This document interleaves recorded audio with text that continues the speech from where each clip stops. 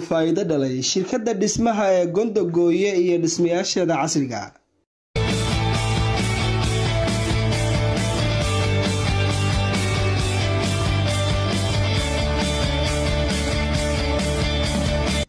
shirkadda Gondogooye oo ka shaqeysa dhismaha ayaa magaalada Garowe ka dhistay guryo casri ah oo la jaanqaadaya kuwa caalamka waxaana loo nashqadeeyay si soo jiidasho leh kuna haboon degista jawiga guriguna waa kuwa naftaadu ku degayso.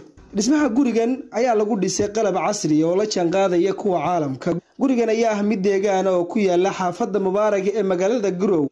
dhismaha gurigan cusub ayaa lagu dhisay qalab casri ah oo la jaanqaadaya kuwa caalamka.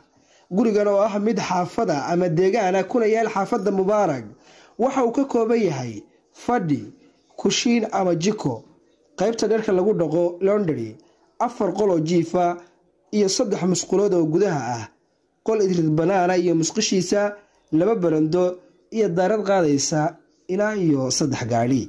shirkadda dhismaha ee Gondogooye waxay ku dhisaysaa guryo casri ah waqti kooban ayay ka qaadanaysaa in lagu dhiso gurigaaga.